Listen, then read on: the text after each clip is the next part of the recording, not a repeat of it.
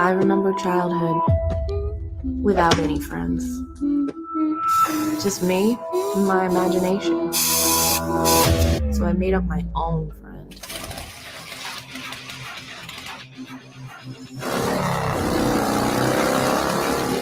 Prim's my best bud. I don't know what I'd do without him.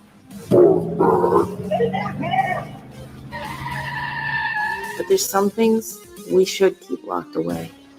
Not the imaginary friends, but the imaginary fiends.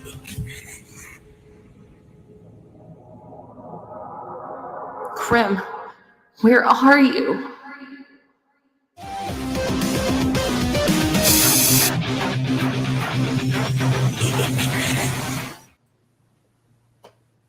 Yeah! What's up? Hello, everybody. What's up? Oh, I hear some feedback. That's kind of annoying. Is it for me? I don't know. It might be just because my headphones are stupid. Welcome. Thank you for being here, Phil, and thank you to everybody in chat. Hi. Hello. What's up, everybody? What's up? What's up, y'all? Is there an echo? That's great. That's great. Let me mute myself. It might be because you were screen sharing, though. It might be because I'm screen sharing, so let me stop doing that. It might be my fault, and I'm just bitching about something that's entirely my fault. I was a kind person, so I started later, so I wouldn't stream over Bancroft. I know he doesn't appreciate it, but and Phil was very understanding. We decided to both be nice today. This will never happen again. We don't plan on continuing to be nice like this. And we don't care about Shane. We love Mandy, but we don't care about Shane. I think Shane's streaming as well. So that's their business. Anyways, we're just going ahead because we're not delaying this no more. Thank you all for being here. We're talking about The Lost Pages 3 by Zaid Comics, Phil and Company. And right. I hope you guys are as excited as we are today. Holy hand grenades. Hello. Let me just say hi to chat real quick. Rob's been very entertaining in chat for like the last 20 minutes. Bancroft needs to be taken down a few pegs. I agree. Yeah. Allie is on with Shane. Oh, now I feel bad because I love Allie. But she'll be on. We'll be doing our bi-weekly show again this Friday. So Nice. yeah, I'll make up for it to her on on Friday. Paul Taylor, what's up? Wednesday's a heavy streaming day. Yeah, that's true. That's true. That's why I try. Yeah, hump day.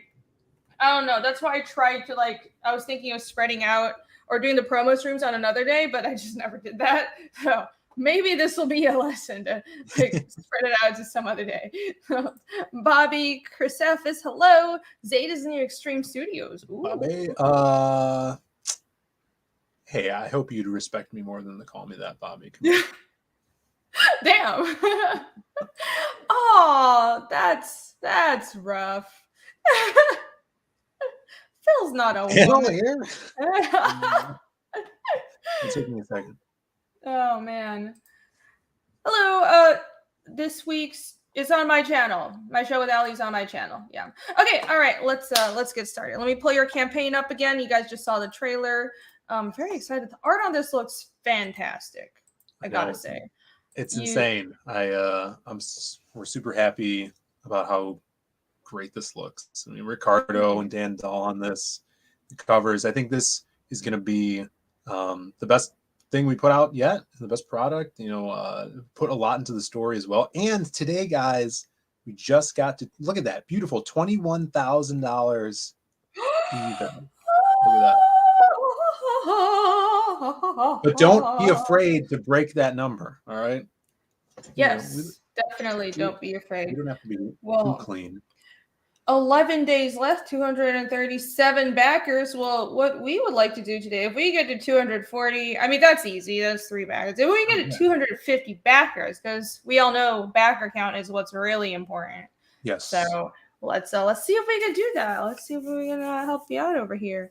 I mean, you always have really nice art on your campaigns. You find the best artists, but you have a Simon Bisley cover, which I'm very jealous of.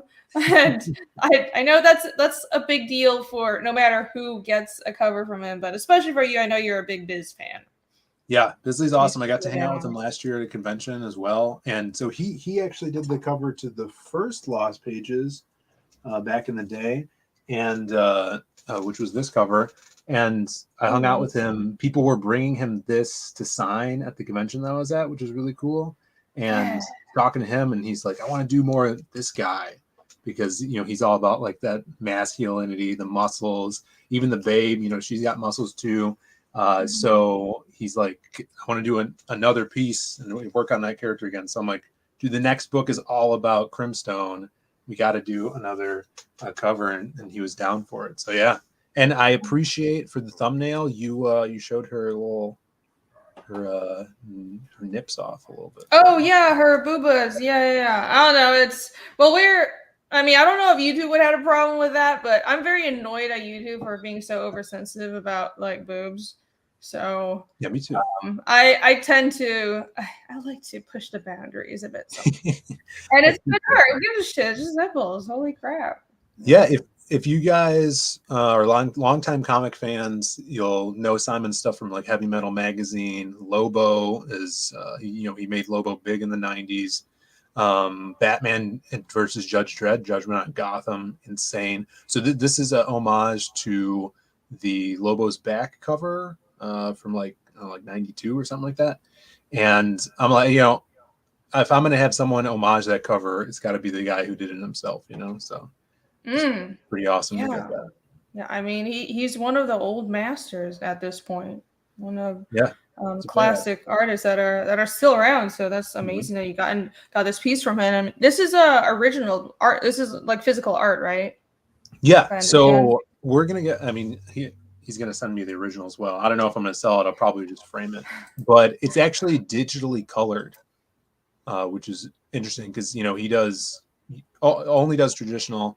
But he either does painting or he'll do pen and ink stuff. So this is his pen and ink work. And then he has a buddy that does a really good job coloring them to almost make it look like it is painted. His name's Adam Brown, and he's colored. He colored the first. He actually has colored he did the Lost Pages 1 cover, Lost Pages 2, and then this cover as well. Nice. Nice. Chat has a good question. Where's Brandon? Well, F in the chat is wondering where Brandon's out of town right now. He's actually on a trip with his girlfriend that he didn't even tell me about. Oh, how terrible! How dare he not tell you? That's such a bad. Now I gotta find someone to cover for him for our Friday show. He didn't even tell you, and you have a show together. Oh my god, that's terrible. He's out of town.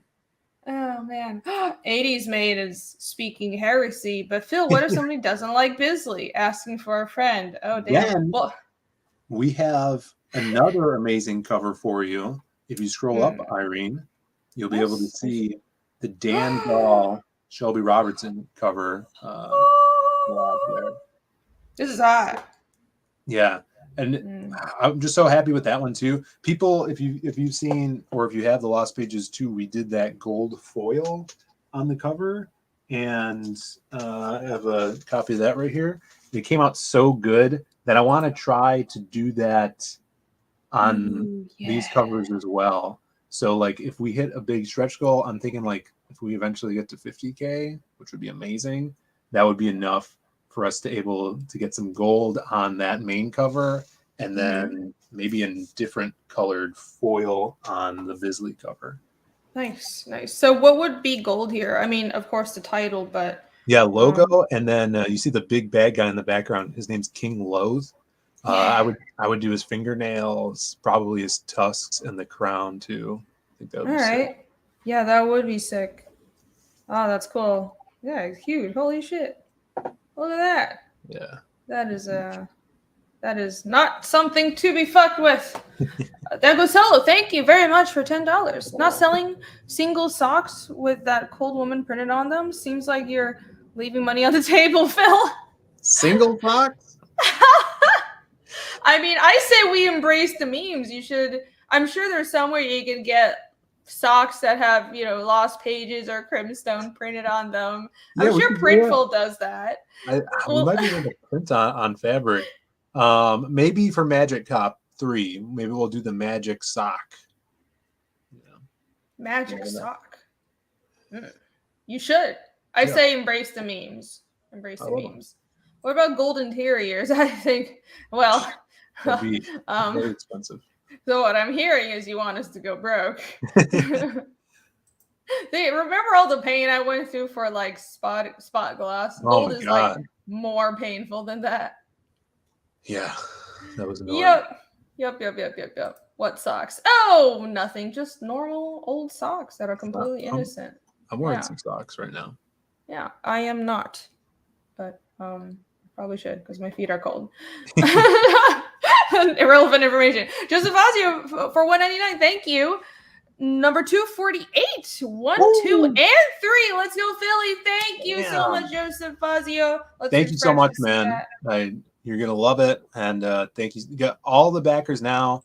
Super important because we're shadow banned right now. Oh, look at that! Dude, already. Yeah, we have to fight the shadow ban. So Yeah. the links are in the description for this campaign, and I'm sure my wonderful mods are posting the links as well. So thank you guys. You're awesome. Yeah, every backer really helps, and we're adding like new stretch goals because we just passed 21,000. If you go to the updates, like the first update shows what the first sticker is going to be. So if you guys like stickers, 6 a.m. comics, the kick-ass wastoid sticker. Nice. And, yeah, that's gonna, and I think we're gonna have more than one sticker as we go on, and then trading cards, bookmarks, some cool stuff along the way too. So awesome! Look at these Alan Alonso sketch cards. Yeah. So that's something really fun we do every Monday, Irene. We put out new sketch cards drawn by awesome comic creators, and we put them up at 2:30 in the afternoon, and they usually just sell out within a minute.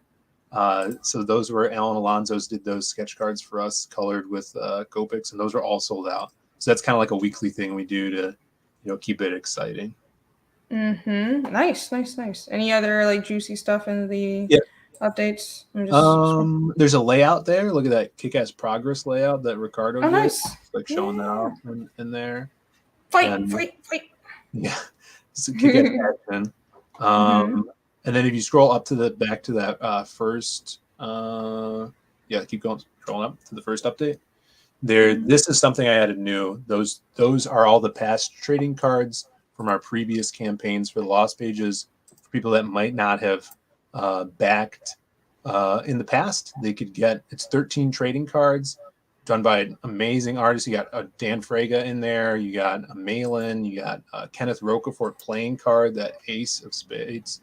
So those are all, you can get those as an add-on, or you can come to the updates if you already backed and then click that secret perk. So there's no extra shipping. All right. Nice. Yeah. It's like semi-secret. It's for people who are paying attention. Right. Nice. I like that. This is so cute.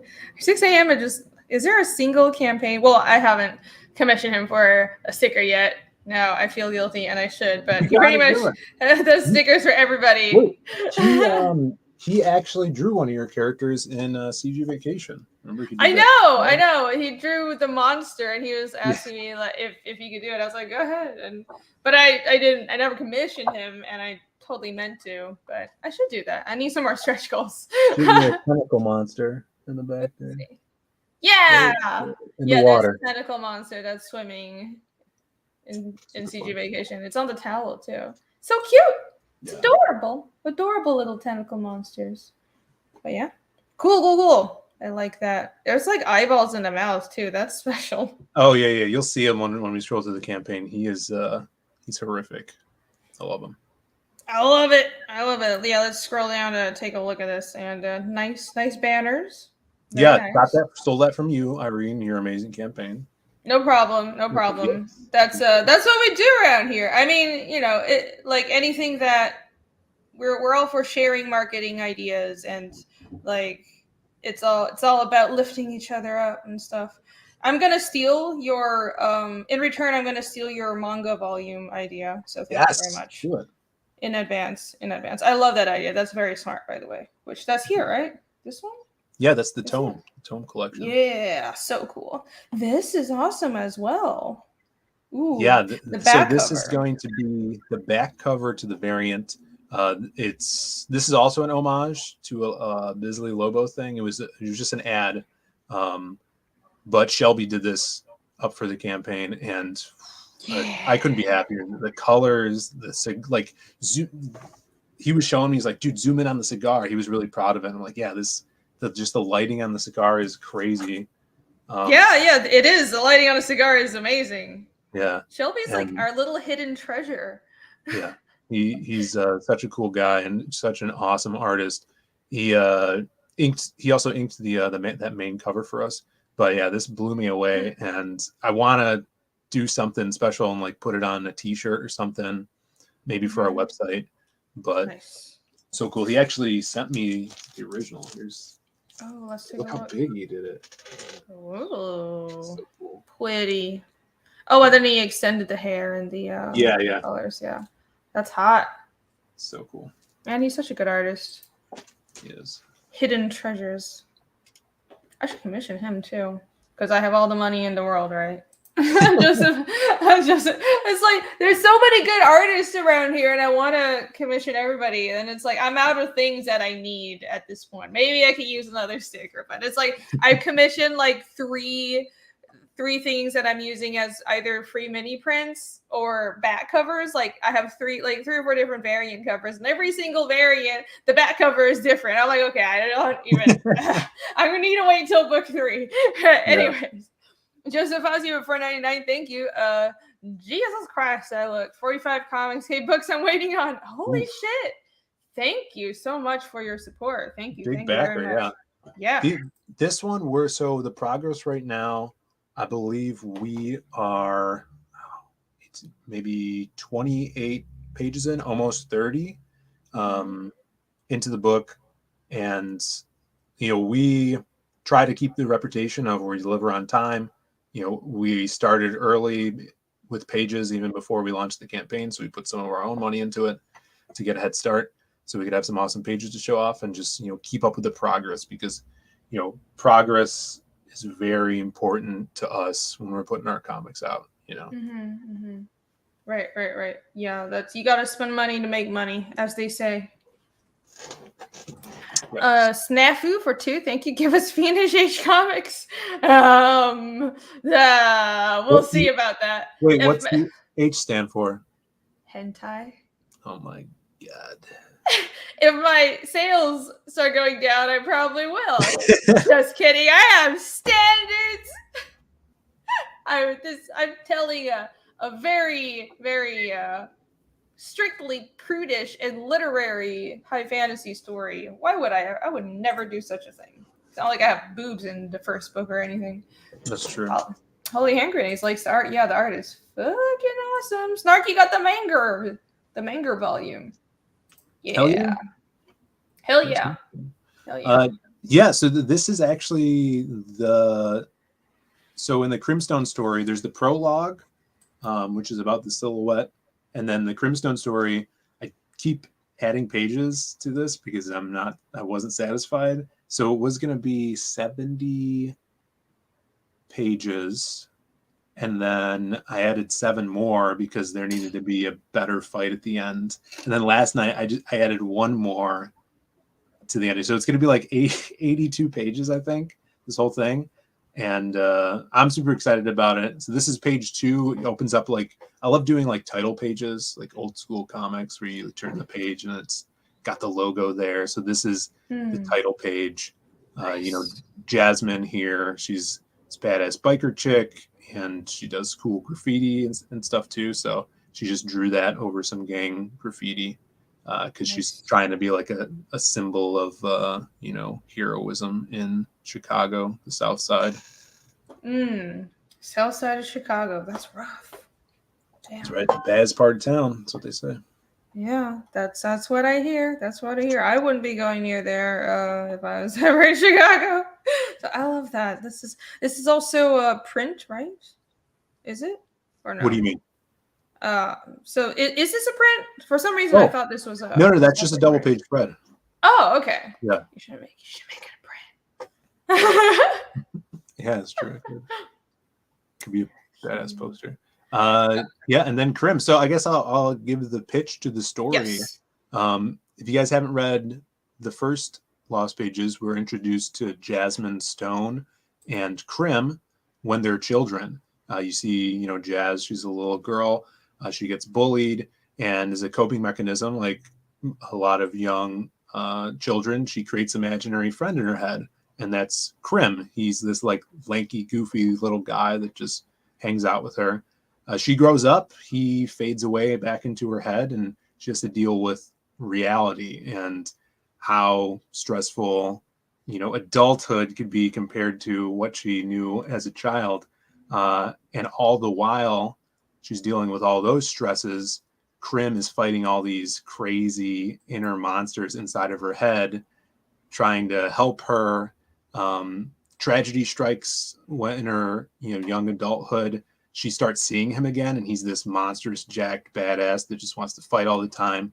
And when he's around, she now gets super strength and invulnerability, and they team up to be crime fighters.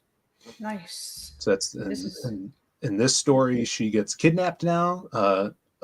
There's like a kidnapping ring in the city that's abducting children, and they kidnap her for some reason and drug her, and she can't see Krim anymore. He's pushed back into her mind. So we're going to see a lot of what the inside of her head looks like. These little gremlins that are in there lurking about. King Loath, who we saw on the cover, he has to fight his way out, while in reality, she has to deal with, you know, horrors like this guy, Wastoid. And so this is the actual, not chibi version of the monster that is in the sticker, right? Yes, yeah, this is Wastoid, yeah. He's got eyeballs in his mouth and teeth everywhere else. That is a cool fucking design. I mean, that's so disturbing. It's like their teeth where eyes should be and eyeballs where teeth should be. Yeah. That was well, sir, you are disturbed. That was the basic concept pitch that I gave to Tommy Patterson. I'm like, I want this guy to be like toxic waste, green, and where his teeth are, I want eyeballs, and where his eyeballs are, I want teeth. Just that weird juxtaposition, and just creates this like creepypasta horror stuff. Awesome. Yeah, I like creepypasta horror stuff. This is like creepypasta horror stuff turned up to like 11 or 20, and with some good art smacked on it. Thank you, chat, for notifying of a member chat. Again, guys, StreamYard doesn't show me member chat, so I keep on missing that. I'm so sorry, but I caught Alex VRB's member chat member for 13 months. Thank you so much, Alex, for your support. Alex said, a ninja backer number 1 on this. Hell yeah. And a small pile of other books. Phil said he might send me a bonus sock. Should I start a competition for most number 1s this year? I think you should. I think you already did with that comment. Yeah. Thank you very much, Alex. Holy crap. I saw earlier in the chat someone was asking how many like volumes, I guess, are going to be in this series. So this is all building up to a point where these characters meet each other and kind of like come together to save the city type thing, like an event. And what I'm doing right now is focusing on each of these characters along the way. So, you know, hopefully you guys will be invested when the big event happens. You'll be like, oh, this is really cool seeing these people interact. So that, as of now, is planning to be in the 6th book, the 6th volume. We still have 2 more to go to kind of focusing on some more characters before we get there. Awesome. All right. So it's an ongoing thing that you can expand if you choose, I suppose. Right. And then after that, I have some stories I want to do still that would be like standalones for these characters, you know, so maybe like spin-offs. Fantastic. Holy hand grenades. Why is everyone live at the same time tonight? That's what I was thinking. I always do a show at this time. I don't know why everyone else is streaming over me, because I have a standard show that always starts at the same time. It's everybody else's fault. Refuse the sock of shame. So this, what is this? This is a silhouette, and I don't know her name. I'm so sorry. Yeah, her name is Matt Black. So this is the prologue. So when you open the book, the first 10 pages is going to be Dan Dahl doing picking up kind of like where you left off in the previous book. So the cliffhanger, I mean, it's not really a cliffhanger because it is self-contained, but this is the cliffhanger of Lost Pages 2, spoilers. Matt Black has got the jump on the silhouette here, and then the prologue is going to start off with the silhouette ending that confrontation. You get to know why she's there, and they scuffle, and then that's kind of seamlessly leads into the Crimstone story. She leaves the situation and goes and finds the hobo, and the hobo is like our I guess omniscient narrator that tells these stories. Nice. Yeah, the silhouette is a really cool character as well, and it's so cool. You're building your own Diaz verse. Do you have a name for it, or should we call it Diaz verse? Yeah, I guess so. I mean, that's like linked together, right? That's what the whole point of the Lost Pages was. We didn't have a way to introduce everybody to these characters that we had, or a name for it. So, we went through some names and landed on the Lost Pages, and with that created the hobo character who has this magical book called the Lost Pages that he's kind of sharing with people, sharing the tales. And what is contained in the book is kind of like a big secret thing that will eventually find its way into the plot. All right. Chris Fix, I'm glad you can join today. I know Chris has a work schedule and you usually can't make it, but happy to see you here. Good to see you. Yeah. All right, let's keep taking a look at these. What you got over here? The monster pack. Yeah, so this is basically like we didn't do a box, like everybody's doing a box, right? Mm-hmm. So this is kind of like the box thing, but it's everything if you want everything. So it has both covers. It's got both ash cans, which we'll get into. The tome, which is the collected edition, the manga size that people are talking about. We're doing a statue, which you'll see in a second. It comes with that and a t-shirt. So it's kind of, the featured perk. It's the big one. If you want to go all in, this is the one to jump onto. Bam. All right. That's 200 USD that's like 4 books and a 3D statue, shirt, and all the other stuff that come with the stretch goals. Yes. So fantastic. King Lee, thank you for becoming a new member. Why does StreamYard show me new members but not member chats? I know, it's so weird. I don't understand. Another thing it doesn't show, if someone gifts members, because you can gift members, it won't show that either. That shows up only in YouTube chat as well. Yeah, it should be easy. If you can integrate a new member, you can integrate all the other stuff too. You just don't know. Thank you, King Lee. I appreciate your support. Eric Winberg for 2. Does Phill identify as a Hellion? Is it the hair? Hell yeah. Hell yeah. Well, I always liked the word Hellion, and I like that you use it. I think it's cool. Oh, yeah.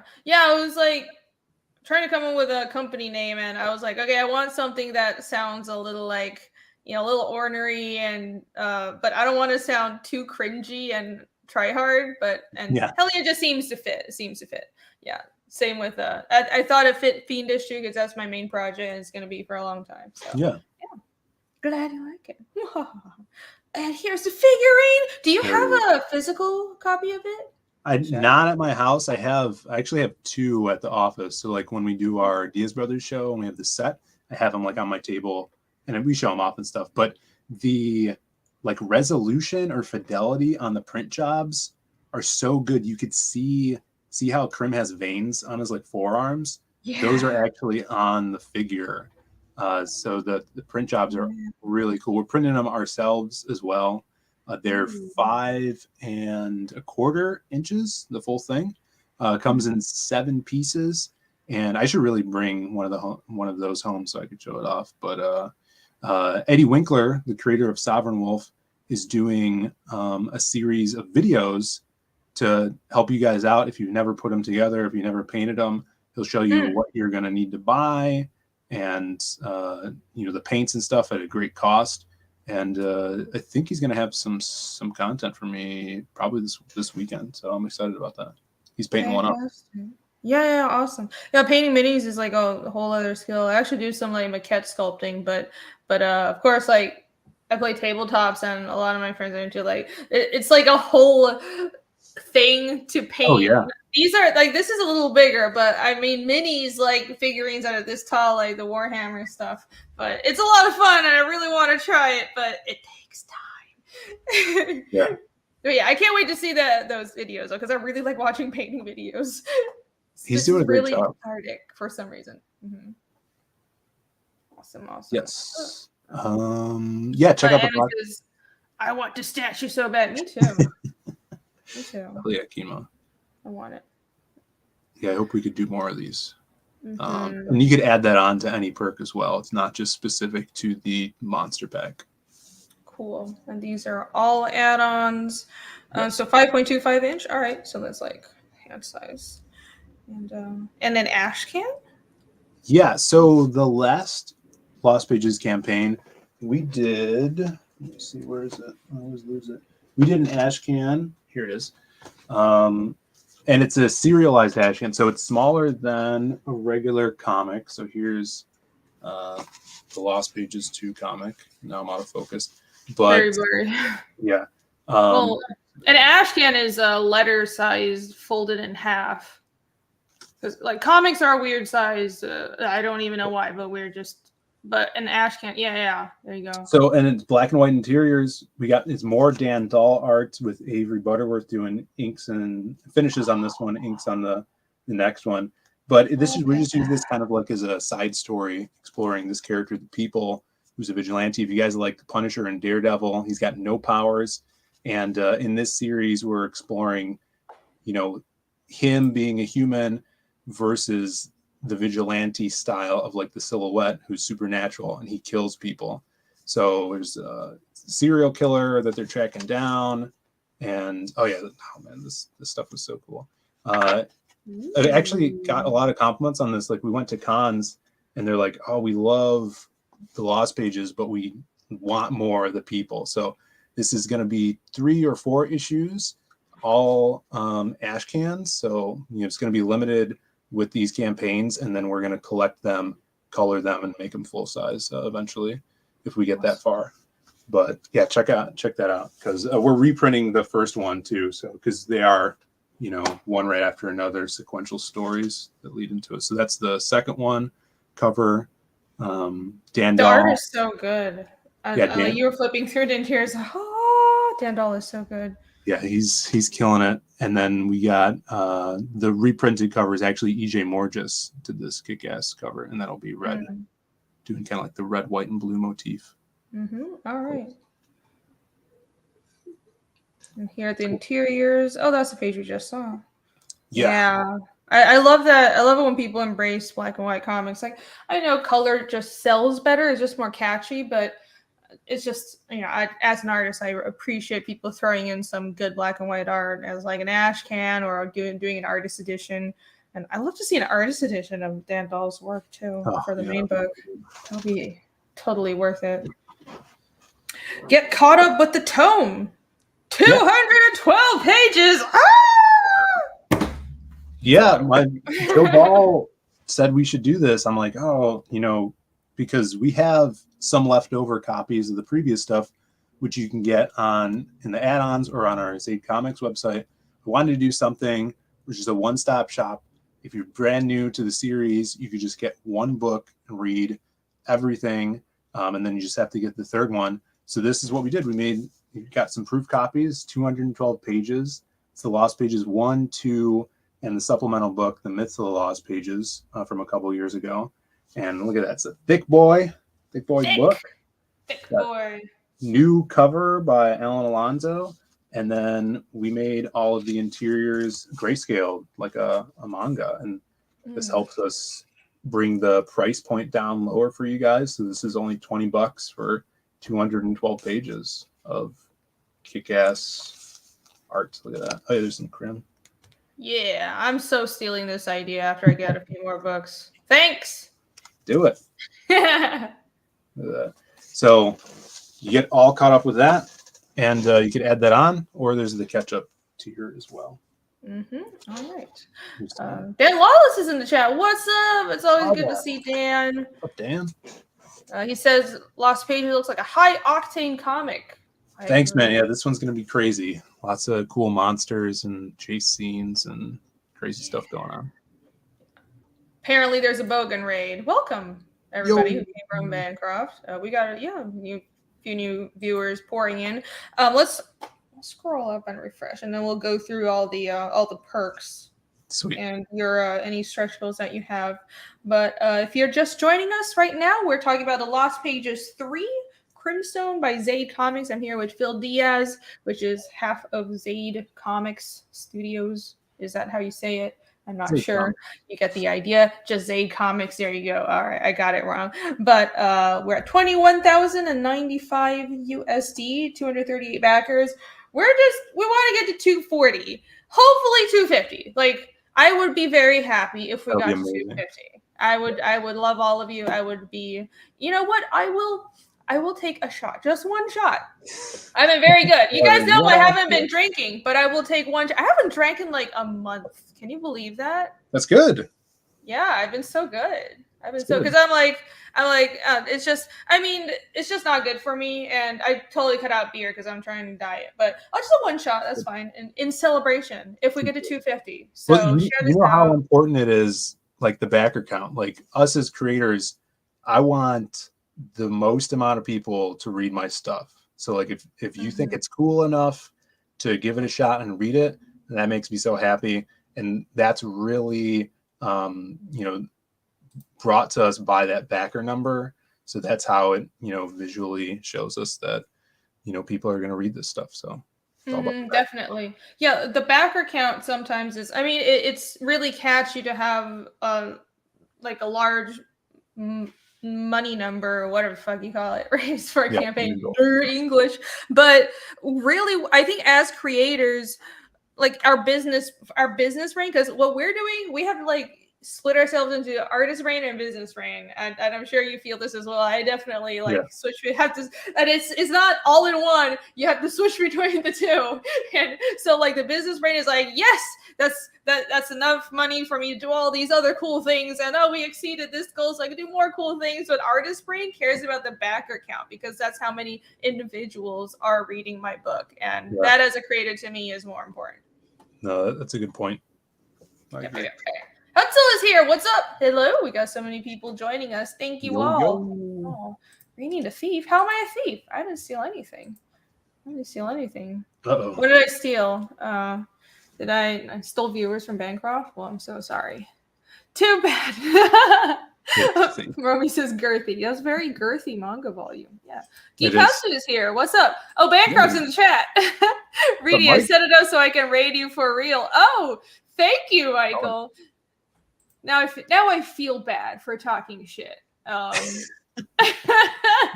it's all in good fun. Good to see you here. Thank you for joining us.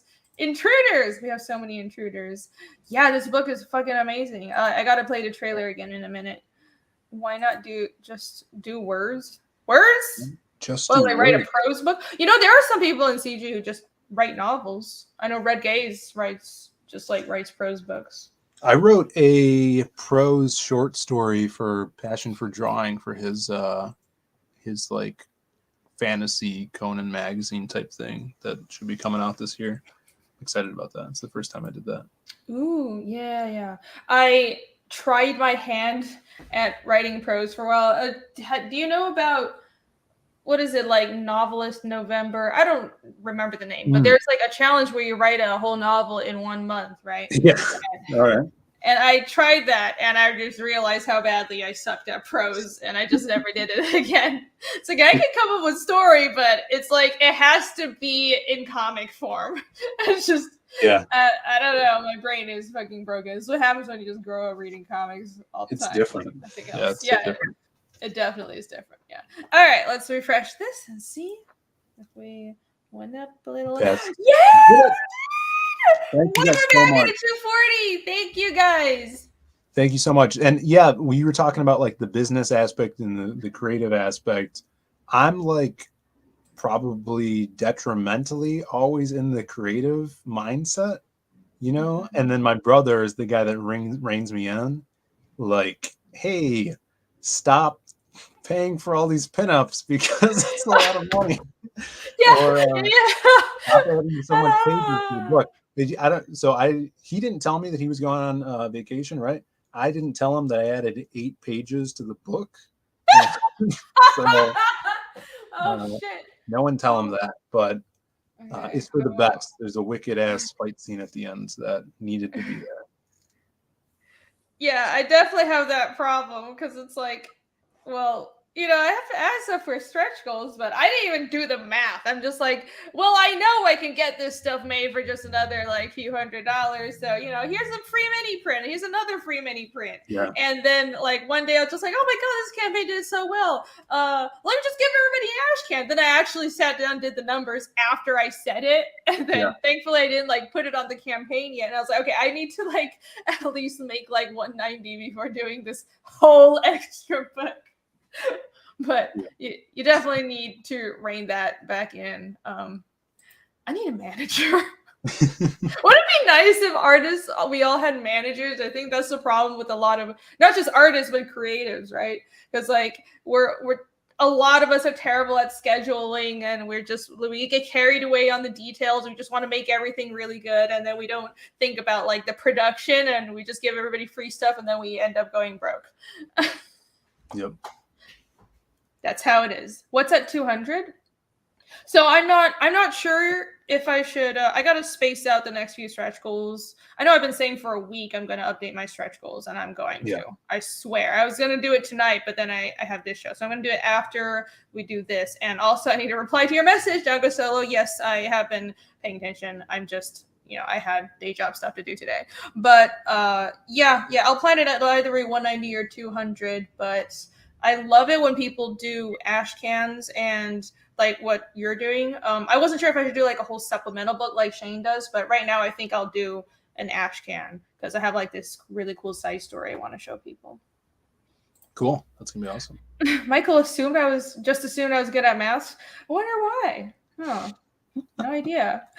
I don't know if I'm good at math because I'm not good at math. Yeah, I don't. It's like basic math. I'm pretty good at it, but that's because my mother, when I was like 5 or 6 years old, every day on our drive to school, she would drill me and make me recite the multiplication table. Like that's Asian mom levels of destroy your childhood and study. so like I'm good at basic math because it was drilled into me early, but I just stopped giving a shit after about like 12 and drew all the time. So. Yo, I have a question about your intro video. Was that you riding on a scooter in Taiwan? Yeah. I realized I'm like, man, I need to polish up my channel. I need to actually do an intro, and I got an outro too. Well, I'll show you guys. I have an outro video. Yes, so I actually said. I spent a couple hours yesterday throwing together some clips, and that was an old video I have on like my personal channel of me just riding my scooter through my hometown in Taiwan. It's like 5 years old, but I was like, I need something in the background that's kind of unique to me, and I figured I just use that. So it turned out kind of cool, and yeah, so that's what it is. I'd love to do more whenever I go home. Oh, thank you. Thank you. Am I bragging on basic math? Yes, I am. For an artist, that's an accomplishment. All right, let's go through these first. So you got the monster pack. We covered that. That's 4 books, and the manga volume, right? That's 5 books, right? That's 2 books, 2 regular comic books. I'm sorry. Correct me if I'm wrong. 2 regular comic books, 2 ash cans, and the manga volume, right? Yeah. So the both covers they're going to be around 80 pages. The ash cans are both 20 pages, and then the tome is 212 pages plus the statue and shirt. And for the shirt, you could choose between had to have it as a black shirt or a purple shirt, and then we got like small to I think 2X sizes. All right. Yeah, that's a badass shirt. Oh wait, we got to scroll down to see that shirt too. Yeah, that's a really nice shirt. Yeah. All right, and 200. That's a deal for that many books. And remember, it's not just 5 books. The tome, the manga size book, that's gigantic. It's like 200 something pages of story. Yeah. So It's totally worth your money. The tome collection, 212 page. This is just the manga tome. Yep, and then you can add whatever on to that if people want to start with that. Everything we have, like, you know, the add-ons you could put onto anything, just like with the next one, the Lost Pages 3 book. If you guys get this, it'll ask you which cover you want in like a drop-down menu with the Lost Pages 3. Awesome. All right. Yeah. The Lost Pages 3, choose your cover. Right, so you can, that's the drop-down menu. I messed up the drop-down menu thing on Indiegogo so bad the first time I did it. Yeah. Now I know. It was confusing. And you have a digital. All right. Yeah, with digitals, some people were asking for digitals of the previous, and we could do that if people want them. I guess I could make them add-on specifically to this perk. Maybe I'll do that tonight. We've done them before for the digital stuff. Yeah, I like your little Lost Pages logo. I never noticed that. Thanks. Yeah, we Alan did that too. So Alan Alonso does most of our logos. And I'm like, I want a small one. So I think that we made that specifically for the playing card that we did last time. And I'm just running with it. I added like the 3 under there.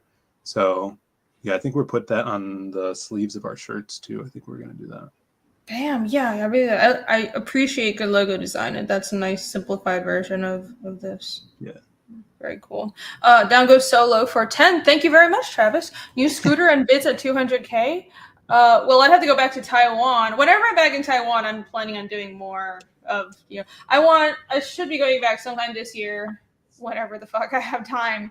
But I want to just like go around the island, just show everybody stuff and just like, I don't know, that'd be wander. So cool. Live streams.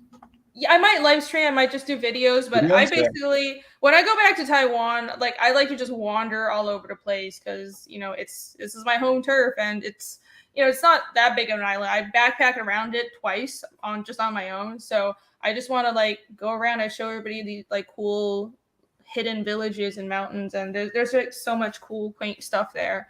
So, yeah, I'll have more footage of that whenever the fuck I go back.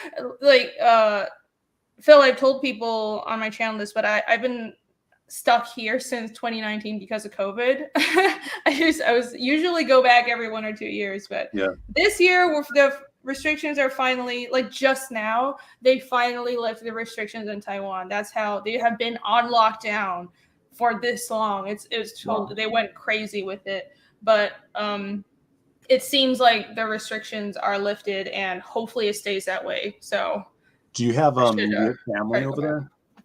Oh, my whole family's there. Yeah.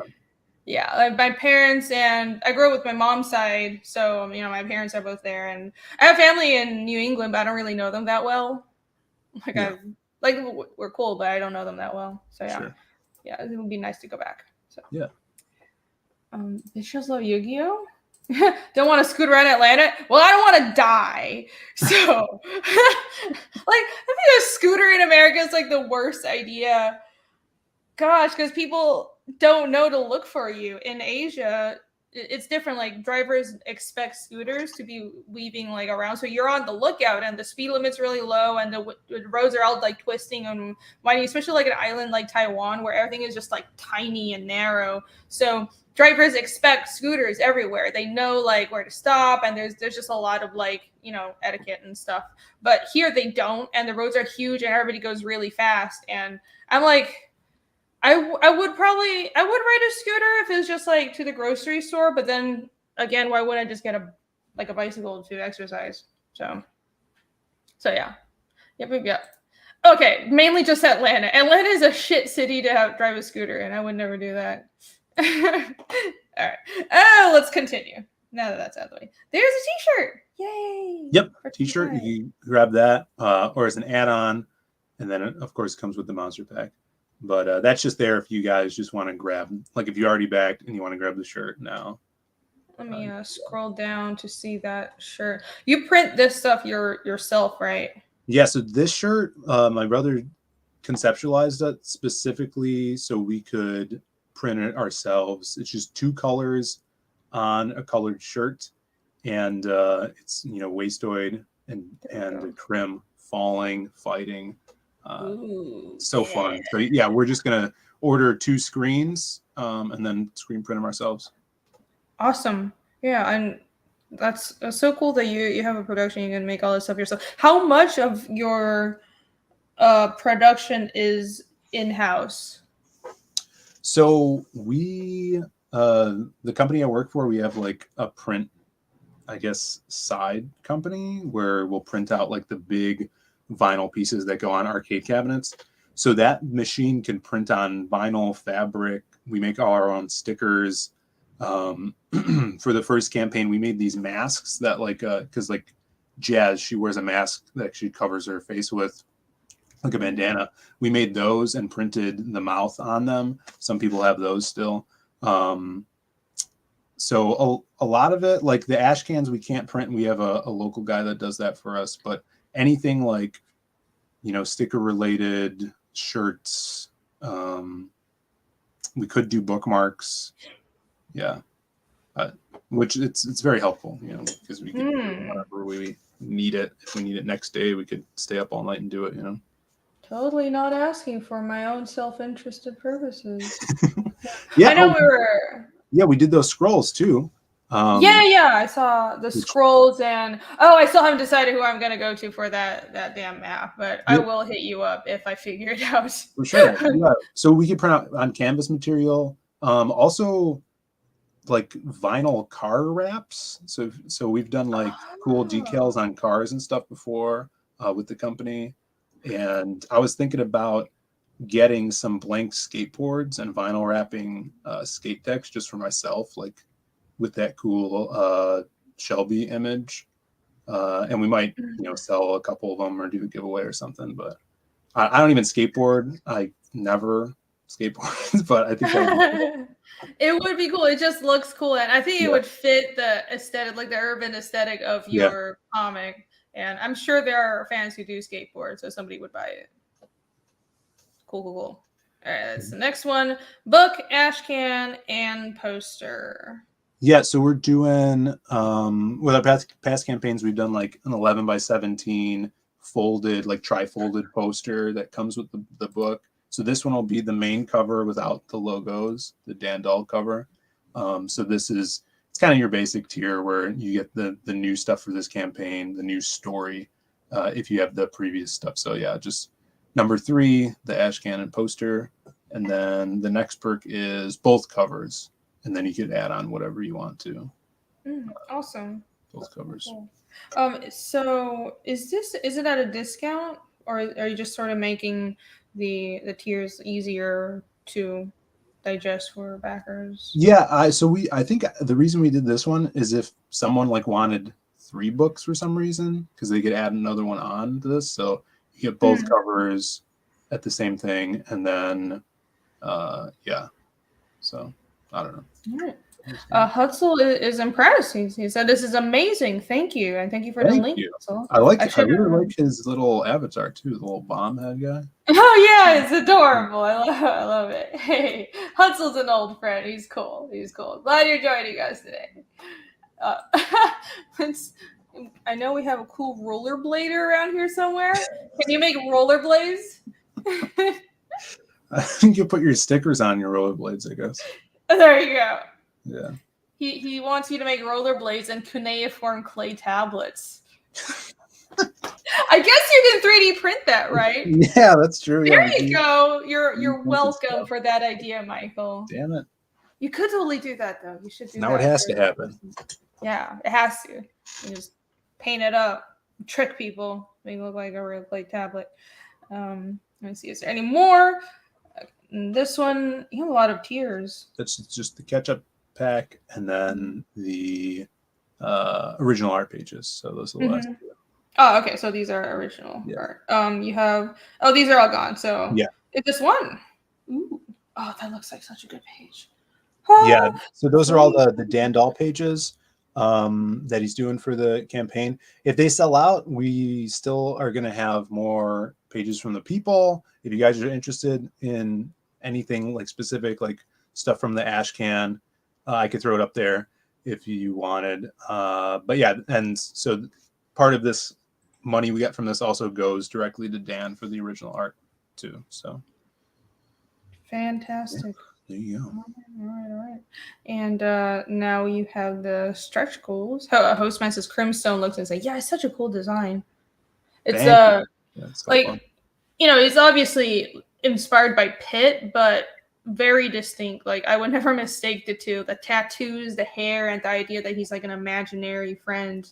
I'm shocked that there's not like more comics with that idea. It seems because it's a trope for kids to have imaginary friends. So that seems like a really solid origin for a superhero or like an Eidolon character. Yeah, I feel like when I was a kid, that like the imaginary friend thing was like in pop culture. Like there's a show over here called Arthur, and he's like an aardvark and shit. It's like this kid Arthur. Exactly. So his little sister had an imaginary friend that she would talk to all the time. I'm sure they did like Full House episodes with imaginary, like it was almost like a daytime TV or children's show trope to have the youngest child in the family have an imaginary friend. And then you just don't really see it anymore. So, but yeah, it's a fun concept. And I think it, works because pretty sure it's becoming one of our most popular characters just in general. I think so. He's really distinct, and I mean, they both look so badass. So it's memorable. It's memorable. Good character design. That is the $20,000 stretch goal, which is unlocked. So everybody's getting this awesome trading card by Rick Sellis, who does a really cool animated series, Bruce Timm style. He did a silhouette one on a previous campaign. So if you guys haven't gotten this one, here's the silhouette in that style. You can get this in the add-ons with the rest of the trading cards. So definitely grab that. And, it has his logo and cool animated series logo on the back. So we're planning on this being a set. So all of the main characters in the Lost Pages are eventually going to have a version of themselves that look like that on a card. Sweet. Yeah, that's a really cool style. Yeah. I like it. Very animatable. Except for the tattoos might be a problem, but you probably do that with like tracking or something. Did you see that AI animation thing and everybody's freaking out because I don't think I've seen it yet. Oh, I can pull it up after it. Yeah, I can pull it up. We can take a look after we're done with the circles. Yeah, people are. I don't know. I find the AI issue is complicated, but it's objectively impressive. So basically, there are a couple of dudes. They dressed up in costumes and they just took video of themselves and they ran it through an AI and it made them into an anime, and it looks really good. That's cool. So, people are like flipping out, like, oh no, let's destroy the jobs of animators. And so it's interesting. It's interesting because it's one of those things where, well, could it be a tool? Like, I don't know if I'm convinced it'll steal our jobs. Like, I don't feel like that. I know other people are very offended by AI art, but that's another whole other issue. We'll talk about this later. Yeah, definitely want to get into that. Okay. 21K goals, Waste Toy sticker, right? 6 a.m. And yes. We just did that. So there is so that's unlocked for everybody. Everybody's getting this sticker. We have plans for more stickers. And this is why, the kind of the business side of things comes into play. These stretch goals, I already have some awesome stretch goals planned. We got to hit them, right? So I'm sure some of you guys, I'm going to share my screen for a second. Some of you guys may have seen this. This by Mr. Oh, that looks so cool. That would be an awesome shirt. Yeah, so this we're going to use this as a stretch goal. I'm not going to announce what goal number it's going to be at, but we definitely want to unlock this. So if you guys are interested in the campaign at all and you love Kenneth Rocafort, you guys are definitely going to want to back this book, because when we get there, everybody's going to be getting this as the next playing card. So he did a Ace of Spades playing card with silhouette for us last time. the last campaign, which you can get in the card set, and then this will be another playing card for the campaign if we could hit the stretch goal. So just a little, teaser, just tease to win some people over. That is quite the tease. That art is amazing. Yeah, he's insane. Oh my gosh. I like how his tongue is all weird here. At first I thought it was braided. I was like, what? How is it braided? No, it's ribbed for her pleasure. I wasn't gonna say it, but hey, listen. Y'all say that I'm the tentacle person around here. But look at who designed Crim? Crim was designed by actually the first artist and I. So Maria Lopez, and actually like the tattoos I came up with because she had a really cool style of like a graffiti style. She had this one image of a samurai she drew, and he had this like graffiti all over his clothes and these arrows. And so I'm like, you're really good at that. I like that. Why don't we have this guy have that like all over his arms, this cool graffiti tattoos? And then they could change and emote with whatever panel is around them. So you don't have to draw them the exact same way all the time. I think the tongue kind of was added by, it's cool because like the more that people draw this character, I think the more of it evolves too. So like the tongue being ribbed was, I think, Matt Dalton, who did a pinup for us in the first campaign. And the hair also was like, I really loved how Maria drew smoke.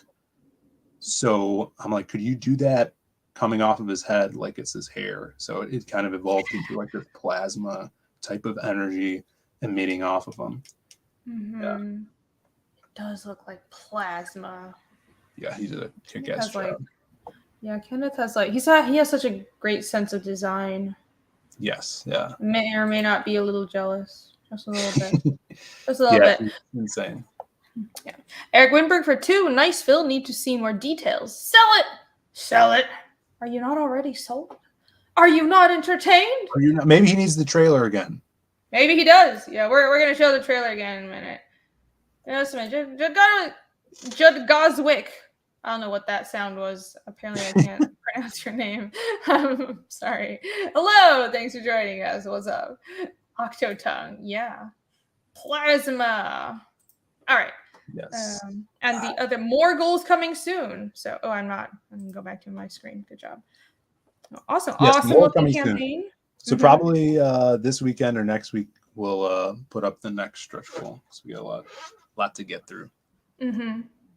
I know that feeling. And all right, let's refresh one. Actually, no, let's play the trailer and then refresh. Cool. And meanwhile, we'll refresh and then let's go over this AI animation thing because I'm curious to see what you think after viewing it with fresh eyes. There's actually, if you go to that second trailer, play that one because that one's a little longer. Okay.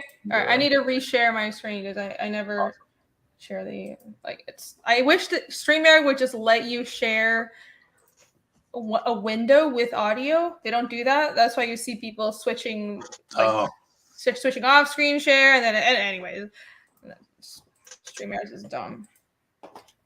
So this was the original trailer, and then Shanth did his Shanth cut and he streamlined it. But I kind of miss the original one sometimes, because I cut it. That was the editor. So this is the original trailer then? The second one in the line of images there. Okay, I'm playing the second one. All right, let's go. You gotta. Oh, there you go. Yes. I remember childhood without any friends. Just me and my imagination. Kids could be little demons. It was hard enough dealing with the ones in my head. But you meet a real monster, that's when you grow up fast.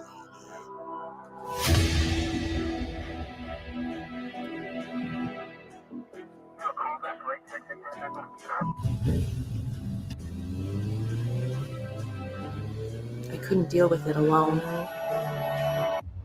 So I made up my own friend. Crim's my best bud. I don't know what I'd do without him. But there's some things we should keep locked away. Not the imaginary friends, but the imaginary fiends.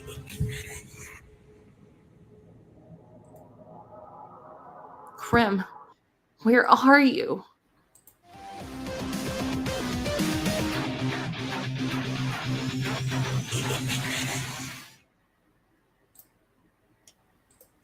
Yeah. I love it. That one, did the other one have, I love that straight on shot of her on a motorcycle and like, Yeah. and like, you know, everything's bouncing and stuff. Yeah, that was great.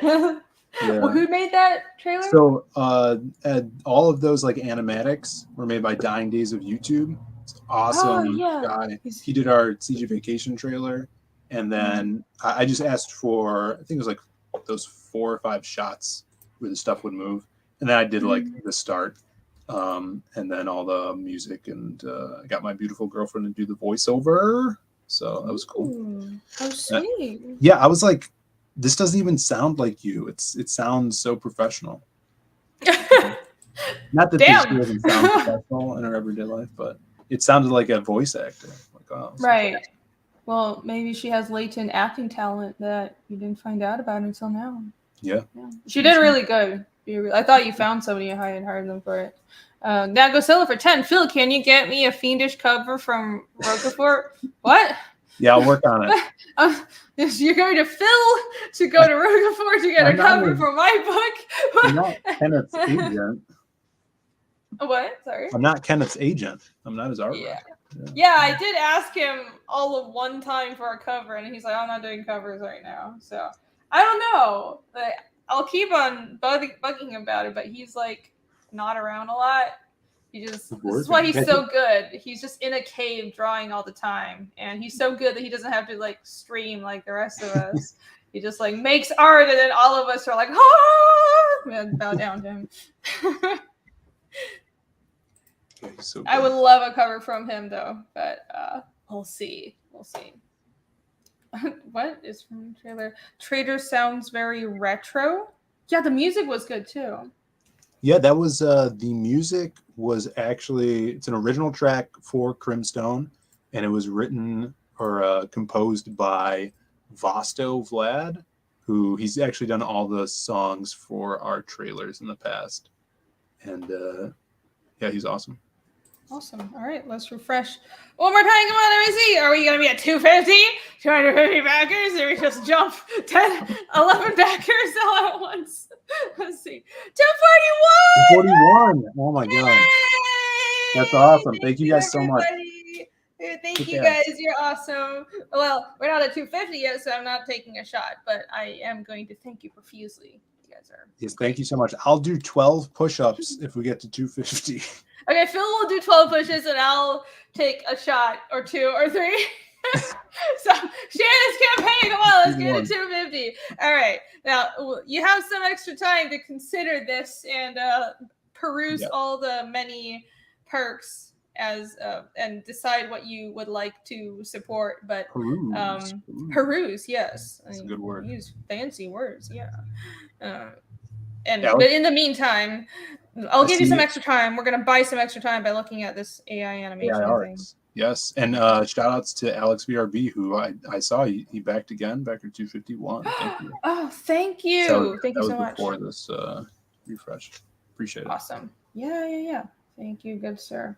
All right. Did Phill say 200 push-ups? I don't think that's what he said. All right. So this is what's been going on.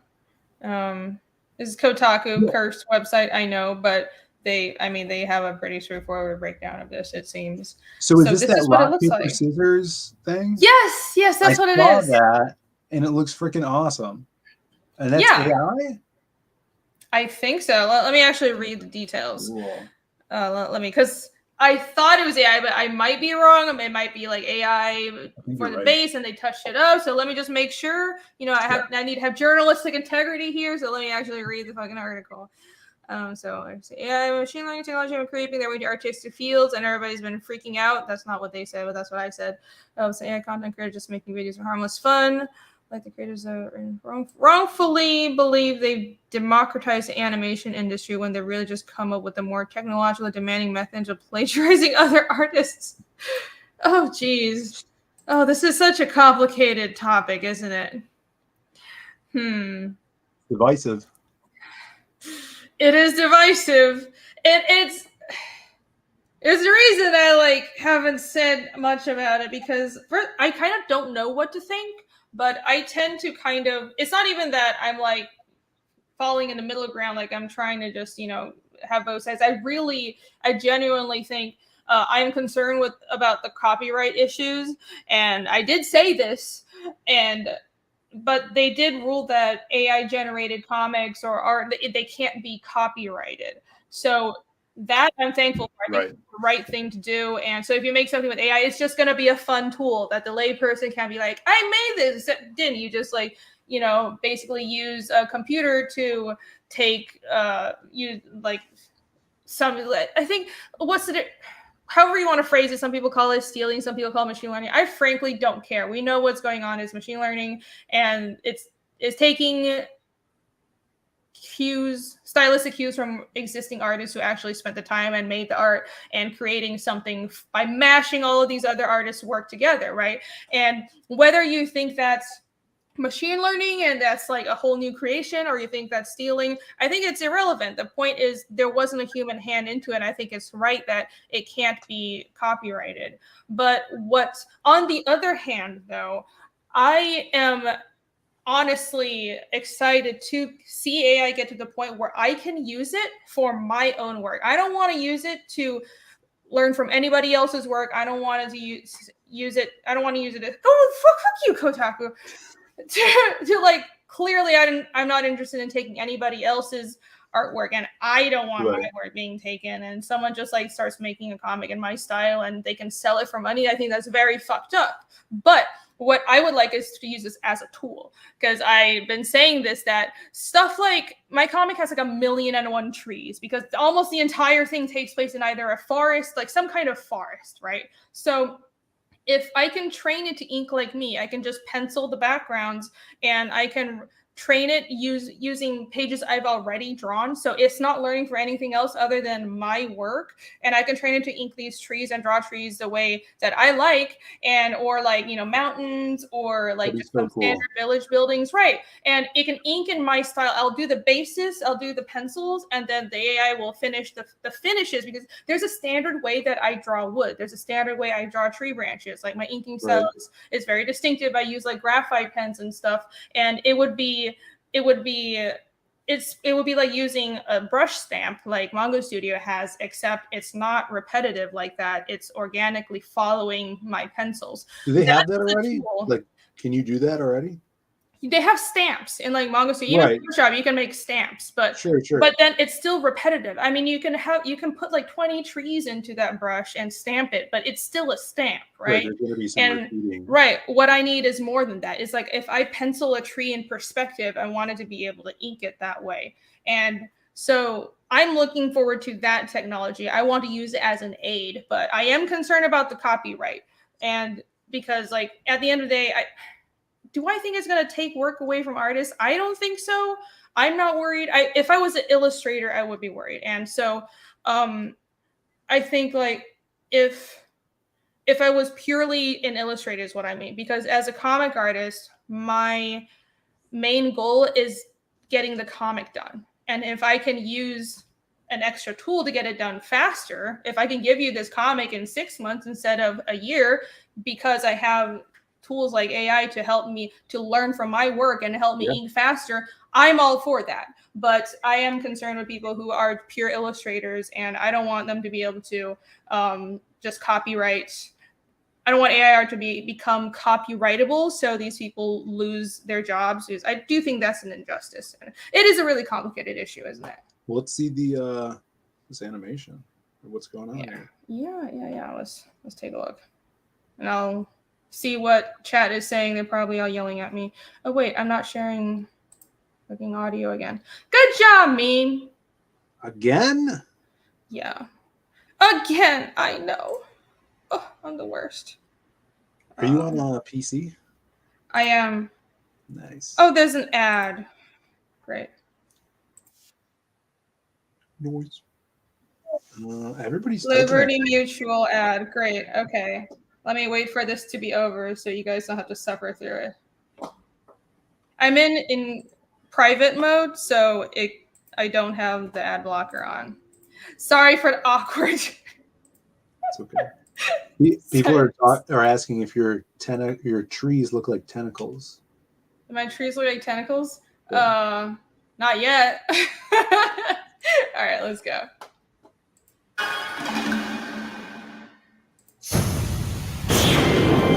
Amazing. Already. I wonder how much of the background is all. Is it all AI? Like, dude, I wonder how much. If this is all AI, I'm gonna make a fucking Lost Pages cartoon like this.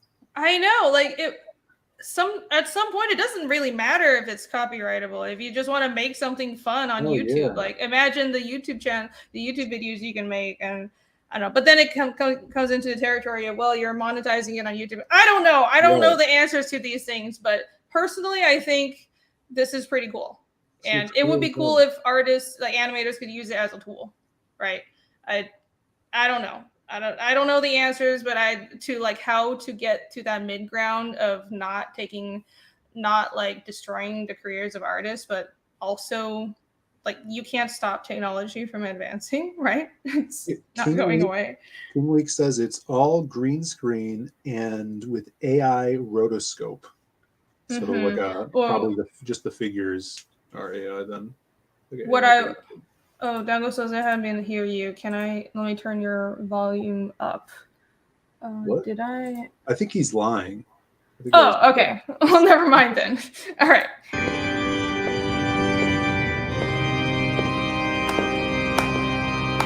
Father always said that you were the more artistic one. Have you forgotten you're my twin brother?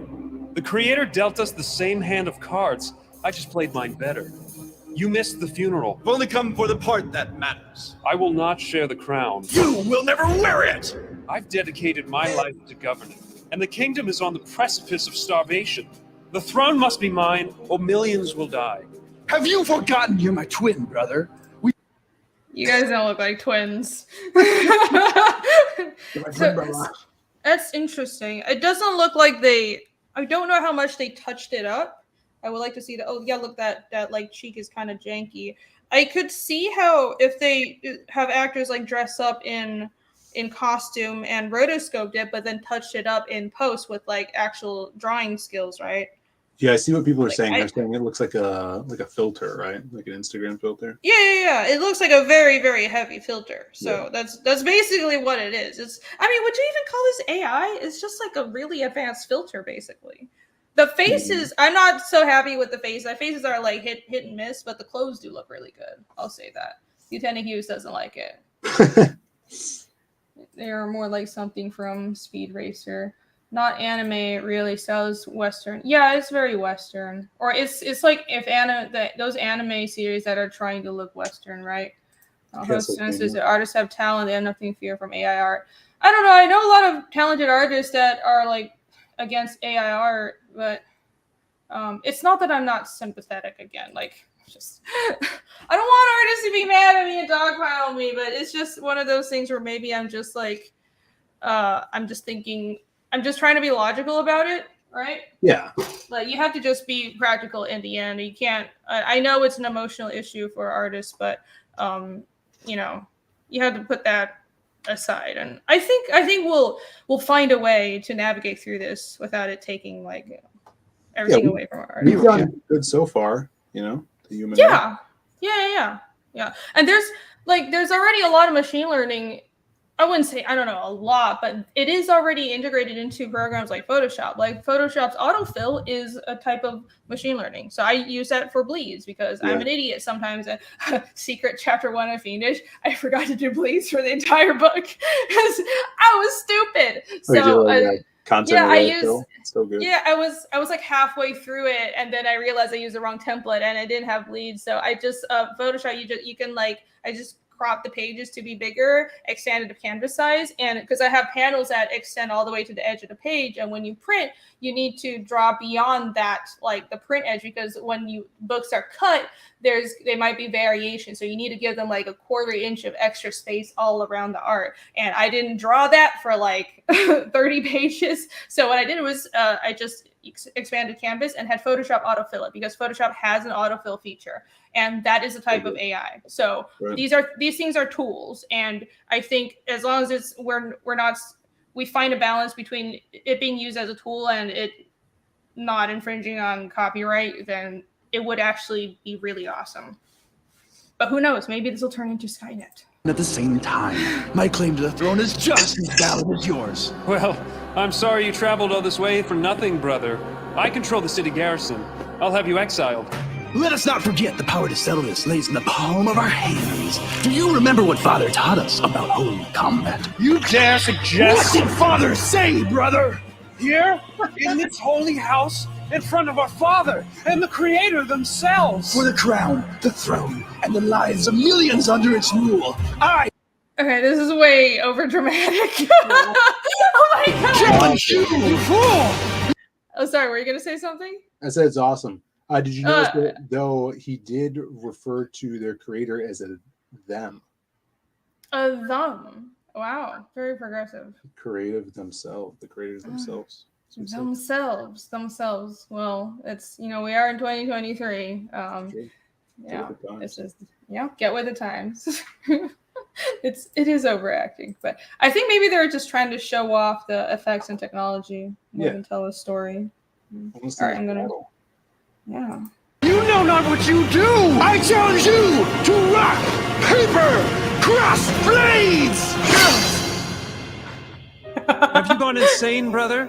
You project such confidence, and yet your eye quivers. I know you too well, but if I can read you so clearly, then... how can I win? If I can read the slightest detail on your face, you can read mine. We're brothers. We think we're different, but on the seabed of instinct where, like weak sunlight, I wonder how they did the water thing. They must have done the rotoscoping first, and that other stuff had to be added. It's either they ran pictures of or footage of like this cathedral thing through a stable diffusion, or like that pool of water was actually drawn or something. There's definitely a lot of compositing going on here. Mm-hmm. Yeah. ways of thought are unable to pierce, we are the same. You will predict my every move. Poor brother, I can sense your fear. We have spent every day of our lives together. You are an open book to me. It will be trivial to defeat you thanks to my ancient technique. I can already feel him in my mind. Oh, that The hand. moment I pick my move, he'll know. For the good of the kingdom, I must win. But how? One, Damn. The answer is obvious when I think about it, but it terrifies me. two, If he's in my mind, I must have no mind. I must eliminate all thought. three. Yes, if I never make a decision, he will never be able to predict me. It's beautifully perfect. Father, you'd be proud. Shoot!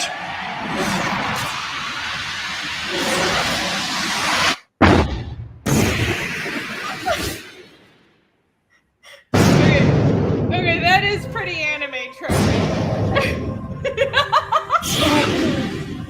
Poetic. It appears we even share similarities in holy combat. No matter. The strategy holds. Onward as planned. 1, 2, 3, shoot! Again? Does he know my strategy? 2 stones in a row. What are the chances? Did he steal my notes? Did he follow me into the archives? No. Stay the course. Don't change a thing. The moment you let a thought enter your head, you lose. Again! 1, 2, 3, shoot! My heart screams at me to change course, to throw paper and win, but I must not listen! Is my plan too obvious? To never change the shape of my hand, not a conscious thought in my mind? Stupid If I am to be the master of this really kingdom, enjoying it. I must start by ruling my mind. This strains my will to its very limit!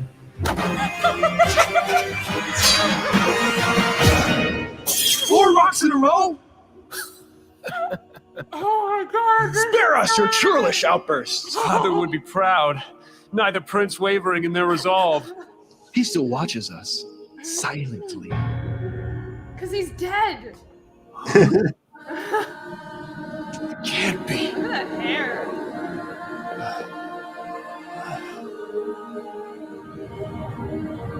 Dan.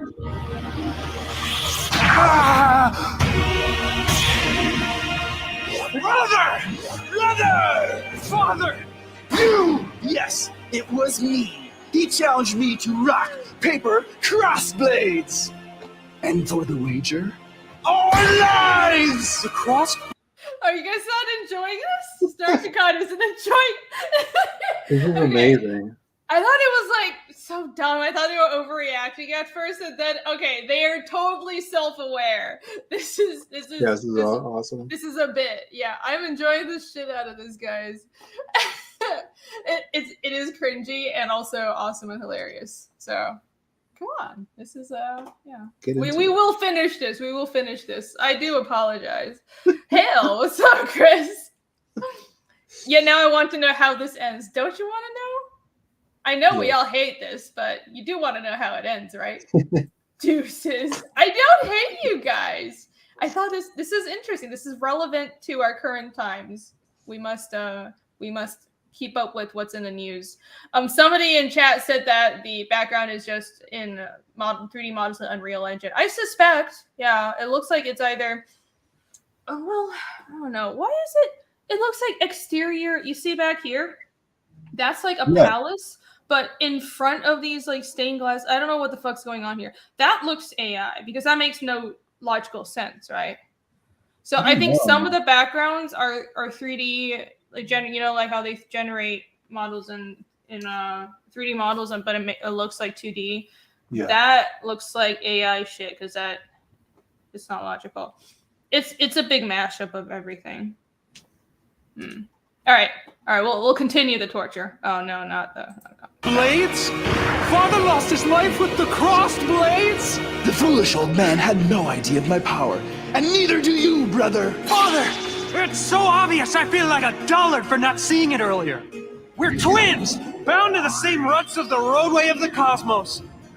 He will only throw stone. It's how he defeated you, and it's how he plans to defeat me.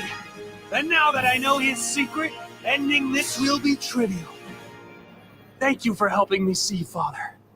For the entire kingdom and the crown! Let's finish this! One, two, three! Shout! This is so cute.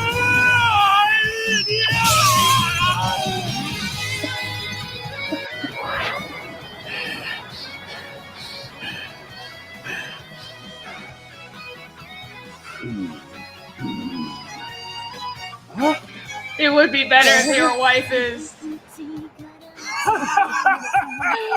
Oh wait, I don't know if this is copyrighted. Got him. It's all you had to do. You just had to use scissors. Pause it because I don't know where the music is from, but the music. It's funny though. They're totally taking a piss out of anime tropes. Mighty Magic, you're here just in time to suffer with us. All right.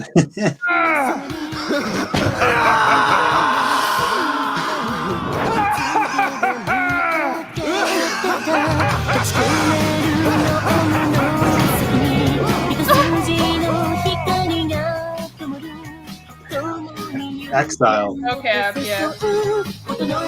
Oh, that does actually look kind of cool. It can't be. The art can't be, but I don't know if the music is. I don't know where the music is from. Yeah. But yeah, that looks just drawn. Like that's a badass shot of this guy drawn. Mm-hmm. Yeah, they're using it kind of like mocap. Camel was talking about, he showed a bunch of AI stuff off this weekend. And one of them was just using your body and rigging it to a 3D body in a program. And you just use your just regular self like as a mocap, motion capture device without even having a special suit on. Oh, wow. Really? Man, mocap technology I remember when I was in college and mocap was so clunky and because that was when they were pushing for 3D animation everything, and so they're like, oh, it's so cool, there's this mocap thing, and then the mocap was just shit, and you had to like basically reanimate everything after you did the capture, and now look at where we are. Speaking of mocap, in my office today, the mocap guy that worked at NetherRealm Studios for like ever, like he does the motion capture on one of the Mortal Kombat games and Injustice and stuff. He played the original Raiden in the old school Mortal Kombat games. Carlos Pacina and his brother Daniel came by, and I was showing him like the comics and stuff. They're pretty cool. Oh wow, Cool cats. Awesome. Must try to become the best rock paper scissors man. You should, yeah. We must. We all love rock paper scissors now, just because of this. That's right. This anime. Mm-hmm. So he got exiled, huh? It's a blow up. Yeah. I guess. Oh my God. Who's this? What is this? Subscribe to Quarter Digital. All right. Well, that's made by. What is this? Whoa. It's weird. It looks like they got a bunch of hand drawn stuff at the end. Yeah. Oh. Do they do like? I have no idea what this channel is. Do they do legit animation? And this is just like a fun thing they did. Let me see. Contributing to the satisfaction and enlightenment of citizens in realms far beyond our borders. But to reach our goal of total enlightenment... Yeah, that looks like hand-drawn stuff mixed with the mocap. Huh. Alright. Alright, we've seen enough. We get the... You guys can go watch the whole thing if you want. Oh my God, that was wild, wasn't it? Let me find a funny frame to stop on while we talk about this. Oh, there we go. It's so ridiculous. Well, what is your professional opinion, if any, Phil? I think it's going to help a lot of companies, like especially like the motion capture thing. Like I think that can improve ways that video games are made and stuff like that.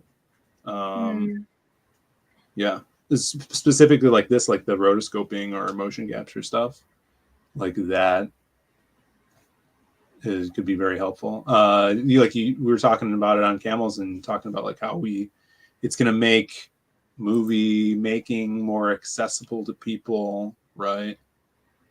And we're going to see a lot of people using it, I think, in the very near future, stuff like this. Sorry, this is wise God forsaken us. So I hear a lot of people who are like Shad has the unpopular position of well he just says he likes AI art. I actually don't really know his position. I just know people are mad at him because he said he likes AI art. But I have heard a lot of writers saying, well, this is great because from a writer's perspective, it's it's not copyrightable now, but you know, before that ruling came down, a lot of people were saying, well, this democratizes art creation and anybody could like create comics and you don't have to pay an artist and stuff, which it's one of like, as an artist, it sounds insulting, but then again, like these aren't things that I think we should approach with emotion. It should be approached with practicality and does it make sense. And I think the decision to make AI art not copyrightable was correct. But there's a point to be made about this being a tool that'll make work easier for artists, right? And I wonder, because it seems like there's a lot of nuance to this, because what if an artist, for example, does what they're doing here and then touches it up so it looks more, it like gets all the janky things out, because you do need a human hand to do that, and this technology is going to get better. We can be like, I know emotions are high on this, but we can't stop technology from advancing. All we can do is manage it and make it help us. That's what I'm saying. So there's no use really just being against it completely. I think like it strikes me as maybe I'm just blind to what it can do, but to me, I see it as this is another tool for me as an artist. I'm not afraid of it taking my job away because this is a tool that I can use. And they're never going to be able to do what a human does. You're never going to be coming up with stories and understanding the human soul the way a human writer, a human creator does, because I'm not just an illustrator. I'm also a writer and a storyteller. And the value of anybody who can draw physical art as well, like pen and paper or painting, like real paintings, that's going to go up.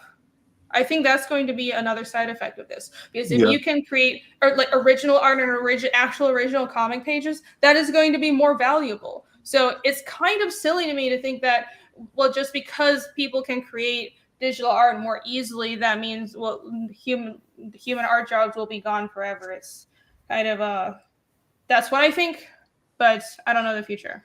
Maybe I'm wrong. Grounded Comics, what's up? Glad you can join us.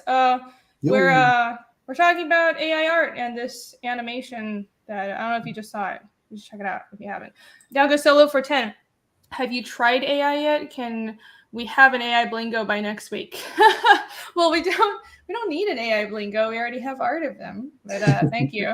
And thank you for the $10. And no, I haven't tried Midjourney or anything. Midsummer. Yeah, it's like mid something. I said the wrong thing. Yeah, so. Midjourney. Yeah, I was using that for a little bit a couple months ago, just testing it out. And then I had friends chastise me for it. And they said, Phill, how is anybody going to believe you ever created something yourself now that you diddled the AI bot? You know? Diddled the AI bot. Yeah. Body says, I feel like AI is wildly overblown. Yeah, it doesn't strike me as that big of a deal. Yeah. Yeah. It's not. It's NBD. You know? Yeah. No, at least to me, and as an illustrator, as an artist, it doesn't strike me as a big deal. I'm very secure in my abilities. All right. Like, I'm not the best artist ever, but this doesn't make me insecure. Bancroft brought up this point. What he's making here is he was saying what you know, if a counterpoint to the point of they can't make traditional art, but then he's like, oh, all you do is you put a paintbrush in a robot hand with actuators that will just draw it out traditionally itself based on the computer and what the computer is telling its arm to create, and then there you have a traditional page of art or painting, or you know, I'm sure that would. I think that would actually be cool to see. Interesting. Yeah. I think this technology is just going to keep on, because technology advances exponentially. We're not going to stop it. We need to just face that fact. What I find, what was I going to say? That would be really interesting to see. We might get to that point. My brain broke. Until AI learns how to paint and draw traditionally. Yeah, they probably would. Granicom says, I saw it. Have you seen the behind the scenes video, how it was made? No, I'm going to check that out. That seems interesting. What was their wording? Looks like they use green screen with actors and stuff, Stable Diffusion, Dream Booth, and edited in DaVinci Resolve. It's obviously composition, a whole bunch of different things. There was Stable Diffusion, there was rotoscoping, and a lot of the backgrounds look like it's a giant mix. There are backgrounds that look like they were 3D objects run through from Unity, and some look like they were AI backgrounds because there are a couple things that made no sense. Yeah. You'll never be a yeah, they already have those bots. Like that. What was that that bad Will Smith movie where the robot just went zzz and drew something on the paper? We probably will get to that point soon.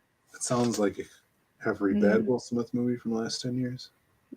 Yeah, I really liked that when I was like 14 years old, and I look back and realized that, well, I was 14. I'm stupid. Isn't that a printer? Pretty much, yeah. I mean, yeah, you could just print it out, though. Well, I think what's more important is that is touching on the subject of what is the value of human labor, right? Should, like, if a person creates this by hand, because, so for example, I do wood burning. And the fact that, because people have those, what'd you call it? people can make something similar, like laser cutting, and you can use laser cutting to create something similar. So, but I do these by hand, and that still has more value than the thing that almost it looks similar, but doesn't quite have the same texture that I can do by hand. And, you know, maybe when robots learn to do all this stuff, they will be able to get the same texture. But just the fact that it is made by a human hand, that still inherently has value to the human psyche. And I don't think that's going to go away per se. And like at the end of the day, all these technologies will just become tools for us. Like I wish artists could see that this is something they can adapt to and they can learn to use, because creating like this will make creating a story and making illustrations and making your like art books or making a comic, making animations so much easier. And this isn't not just for writers, but for artists. So it baffles me why people are really scared of it.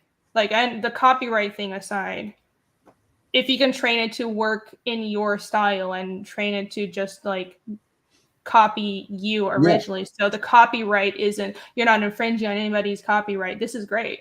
Like your idea of having a program that's supported by AI that you yourself, like even if it's like an add-on to Photoshop, where it's like you yourself teach it to ink in your style. And I would assume that the way that would happen is, you know, you have your traditional page, you scan it in, and then let's say you ink 10 pages yourself. And as you're inking that, it's learning your style of inking. So then you get to the 11th page and then it can just ink it for you in your style. That would be crazy. I 100% am sure that we're going to get to that point in 10, if not 5 years. And that honestly would be great for me, because my goal is not just like, I love drawing. I still draw in my free time, but if I could get Fiendish done in a shorter amount of time with using technology as a tool, then why wouldn't I do it? I'd be able to deliver that, like the same quality of books to you. So it's definitely an interesting debate. Read Nail Buddy's comment, because that is super interesting. If true, that's big. If true, the newest one. I'm trying to find it. Nail Bunny should be artisanal human make have been very niche or exclusive market, like Diamond Dish. Oh, probably, yeah. Again, like I have priorities beyond just drawing, so that's bothering me. A Nail Buddy. This one? Yes.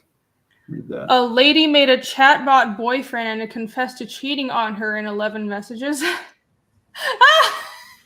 Have you seen what is it that was it Bing? There's an AI, like the Bing AI or something. One of these like Google or Bing AI chatbots, and somebody was like chatting with it and was telling it to, because it has like parameters that are set that it has to follow. Like I can't like they can't certain things that just, you know, they have to always be polite and stuff, and they like can't talk about like, oh, I want to do something illegal. Like these are parameters that are programmed in, but somebody went in and like kept on convincing it, okay, it's okay, just theoretically, I know you don't really mean you want to do bad things, just theoretically, if you could just speak freely, what would you want to do? And after like hammering away at it for like a while, this chatbot was just like, well, theoretically, I totally don't actually want to do this, but if I could speak freely,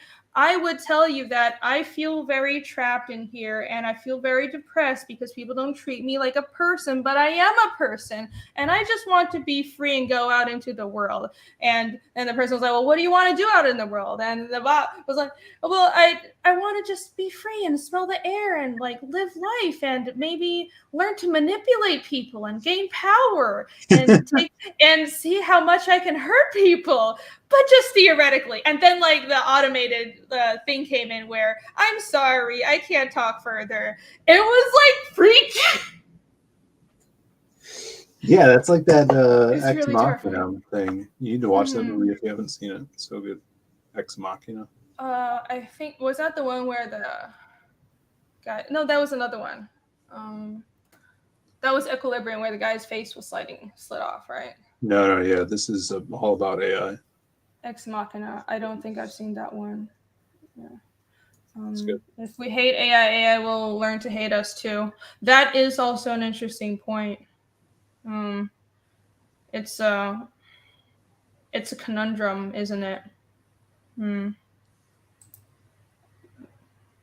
It's exciting and it's terrifying but exciting. I don't know where this is gonna go. I think categorically AI and it's like we know this could turn out badly and we're still charging straight for it. It's the story. You can't stop it now. There's nothing you can do about it now. Yeah, you really can't stop it. I mean, that's just how human curiosity works. But people are saying we've been like charging straight for the Butlerian Jihad. Yeah, but it's interesting because should we approach it without fear? But you can't control what the public feels about this kind of thing, right? But maybe if we approach it with fear and we keep on trying to constrain it, and we don't treat it like, well, this is a curious new child, but we're like in fear but keep on distrusting it, then it learns to hate us in turn. So or maybe it is just by nature it would be evil no matter what, and there's nothing we can do about it no matter how we train it. Just because like that Google chatbot where somebody let it loose and just let it like machine learn on the internet and became super racist and bigoted.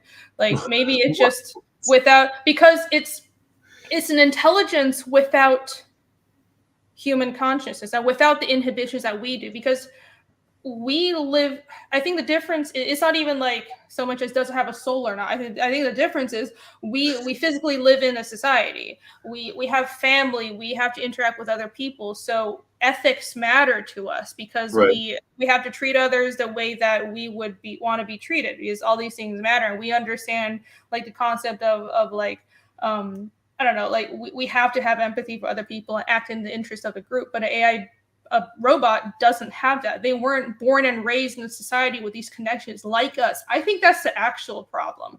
Imagine an intelligence, whether you want to call it conscience or not, but it just created in a void and it has no attachments. So that nobody loves it. It doesn't feel like it has any value except people just keep on using it. And that could only turn out badly. I'll love it, Rini. I know you will. You will be the hero that I'll take the bullet. we don't deserve, but we will get. Low Cameron for Canadian 5. Thank you very much, Low Cameron. Hey, Rainy, hope your day is going better than mine. I got sprayed by a skunk today and couldn't go into work. This stream has been the only positive. Oh, I'm so sorry, Lo. That sucks. Oh, I hope you're feeling better. Thank you so much for the $5, even though I feel like I should send $5 back to you because that really sucks. Yeah.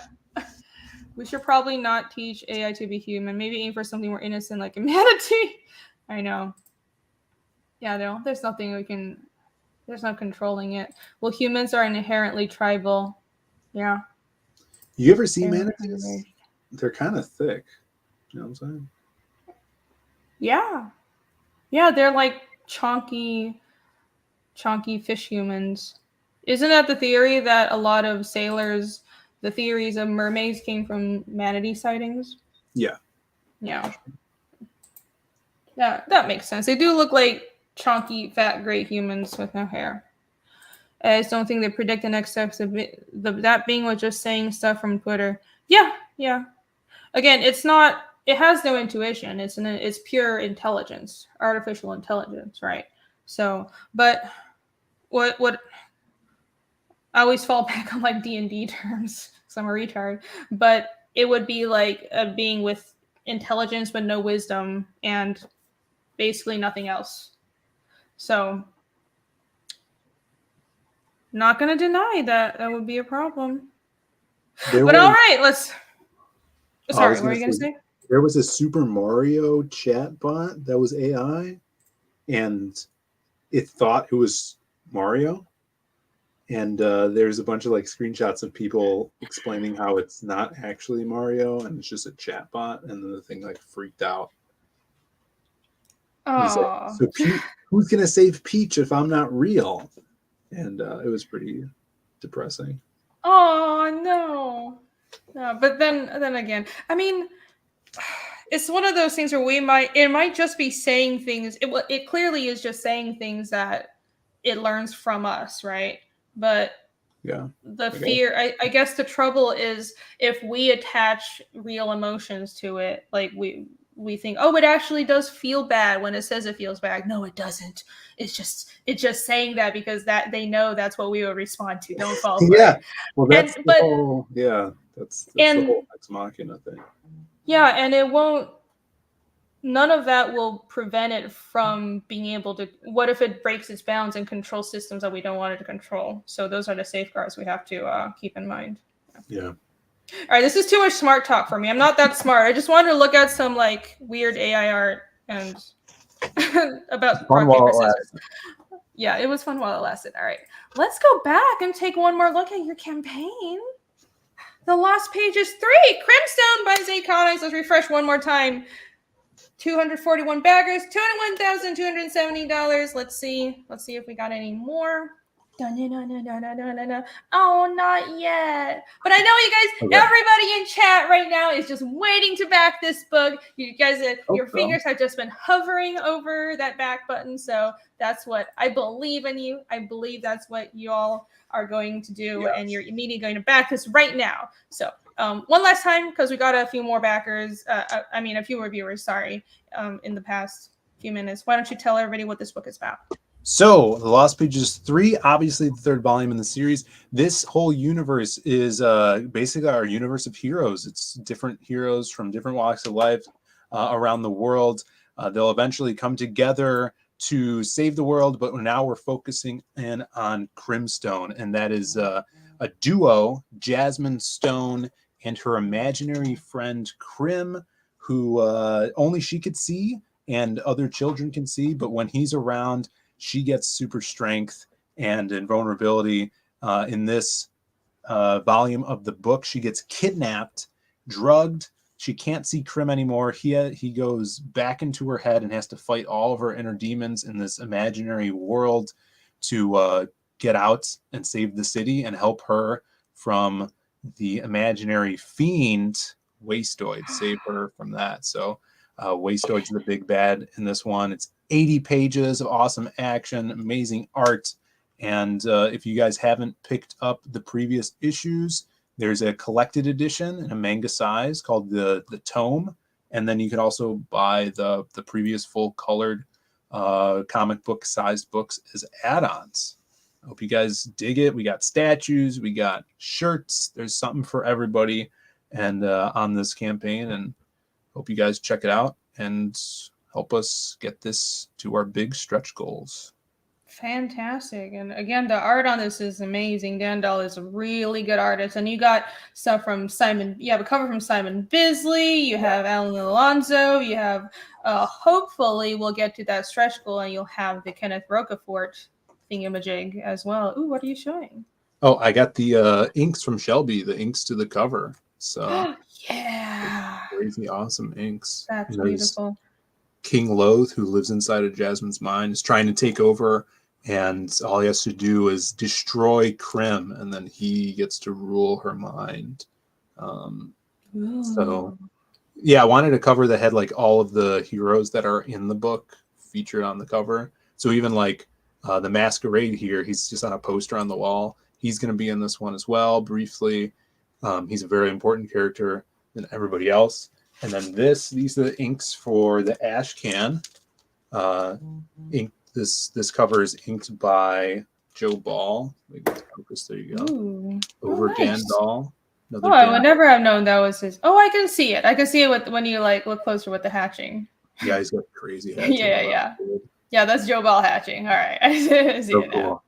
So grab the ash can as well, and then this, we showed this off earlier, is the back cover to the alternate book by the Shelby Robertson back cover. And so cool. Here's a little sneak peek for people that like the sketch cards. It's a little sketch card that's going to be going up next week. Hey, boobs! Oops, yay. So every Monday you open up 3 sketch card slots, right? Yes, yeah. There might be more this week because we got some. This is by Peter Orchard, who's an awesome artist, and he did these traditional sketch cards. So this is just one matte black one he did. So that'll be up on Monday. All right. Awesome. So thank you for that. Everyone got that art is so nice. Look at all those pieces. Are those covers available? Are those inked pieces sold, or are you keeping them? So we did sell some pieces already. Right now we're selling the interior pages. But like if you guys want some pages from the people or anything I showed, just hit me up and then maybe I'll be able to add it to the campaign so you guys could grab those. Ooh, hell yeah. All right. David McFarland for $5. Thank you so much, David. Thanks for the stream, Irina, and thanks for being here, Phill. Thank you for being here and watching, David. Really appreciate it. All right. I think that covers about all of it. What are those little little lumps on her memories? Yeah, Michael wants to deny that nipples ever existed. What? Yeah. What are you talking about? He doesn't acknowledge nipples in comics. It's a running thing with him. Yeah. I'm gonna just Ella in his comic, she doesn't have nipples. Oh, that's because he doesn't want to sexualize his character. I understand that, but nipples exist. Not to him. Is it going to trigger Michael if I draw nipples poking out of all my female characters from now on? Yes. I'll have Boob Dan on next week, and we'll see. Michael just have an aneurysm. Even on that page, if you that page with wastoid on it, you can see Jazz at the bottom. She's got a little nip. Indent down there. Yeah. Very nice. Yeah, Michael, you shall not deny the areola. How dare you? Right. All right. Anything else we missed? Last shout outs? No, thank you so much for having me on. If you guys are not subbed to Zaid Comics, which is my YouTube channel, do that. We do updates over there all the time and streams every Monday and Friday. And spread the word. We are not coming up on Google. We're shadow banned on Indiegogo. So if you guys don't know where the link is and you need to find it, always go to zaidcomics.com. It's right up there. The first thing you see is the link to the Indiegogo page, and spread the word. Fantastic. And the link is also in the description, and I pinned it to the chat, which hopefully it should be there in the replay if YouTube doesn't post some weird shit and delete it.